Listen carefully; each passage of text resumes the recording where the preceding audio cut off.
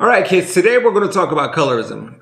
I don't know why I didn't make an entire episode about it until now, but I've touched on colorism in past videos. I mean, we just talked about what can being brown do for you 2 weeks ago. Looking at my watch tan line, it's about that time. Winter is coming. My complexion will get lighter, and you may not know what's coming next, but I do. Black people will call me light-skinned, and light-skinned men get treated like this.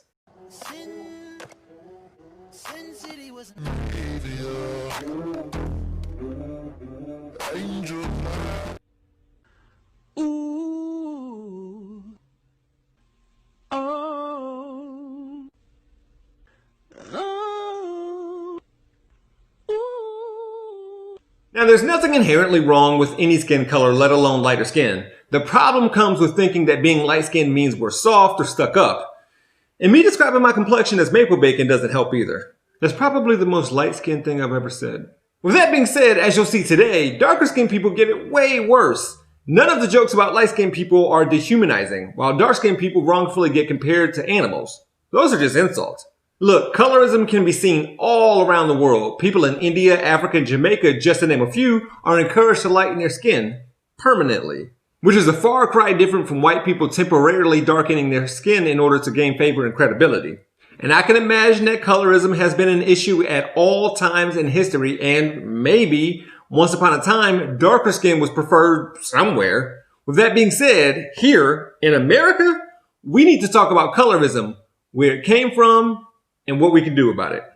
In show business, there's this whole movement of like approachable white dudes, whereas with like men of color, it's like Idris Elba, Henry Golding, Zayn Malik, or you work in IT. There's no middle. You know how there's a whole class of white dudes of just like schlubby dudes who went to high school with me, but now made it in showbiz? There's no like that. That was comedian Hassan Minhaj, whom your mother thinks is real cute, talking about how average white guys get more opportunities than men of color. This has its roots in racism and extends into colorism. Let me explain.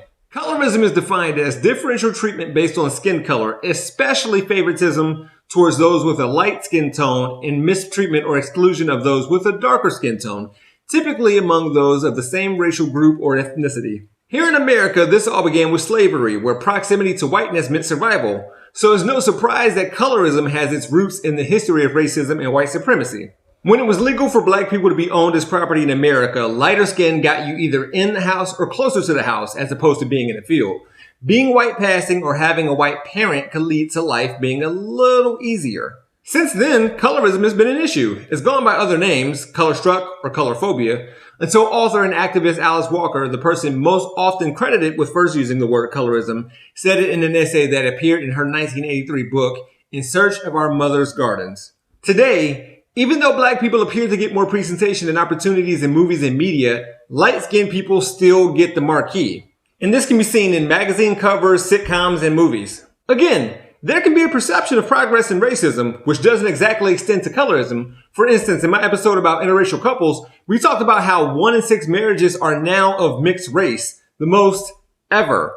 However, what I didn't go into detail about is how colorism is hidden in the numbers. In reality, these marriages are far more likely to be white people with lighter skinned spouses, no matter what the race. Boys, I married your mother, a Native American woman by race and Hispanic by ethnicity, and her skin is light no matter what season we're in here in Ohio, which led to you having lighter skin and curly hair. We'll talk about our role in all of this in a minute. Now, as I alluded to earlier, colorism negatively affects black women by far the most. For more about this, here's the perspective of Caitlin Greenidge, a dark-skinned black woman who relays her own experiences and has done her research on the topic.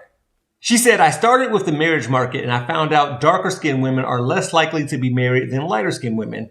But colorism shows up in even starker ways. The difference in pay rates between darker skinned and lighter skinned men mirrors the differences in pay between whites and blacks. Darker skinned women are given longer prison sentences than their light skinned counterparts. And this discrimination starts young.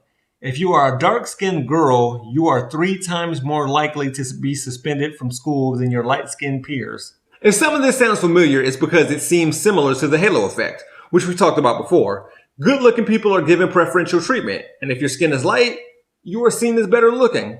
While dark-skinned men are said to be tough, aggressive, and assertive, dark-skinned women are called envious, intimidated, and standoffish.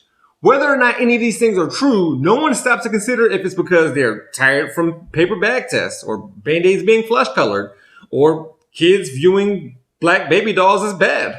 Boys, it starts with your age. You will likely find yourselves being favored for more jobs and desired for more partners one day. Even remember favorably because of a physical trait that you don't really have any control over, your skin color. It can be seen in people's perspective towards royals, the perception of first ladies, and even in a room full of women of color, the light-skinned ones become most popular. If the highest ranking of us can't get around colorism, then no one can. I'm trying to highlight the voices of dark-skinned brothers and sisters. The least we can do is acknowledge colorism and have a conversation about what it is and why that is. Not using your privilege to help others could mean that you're self-centered, conceited, and lacking in awareness.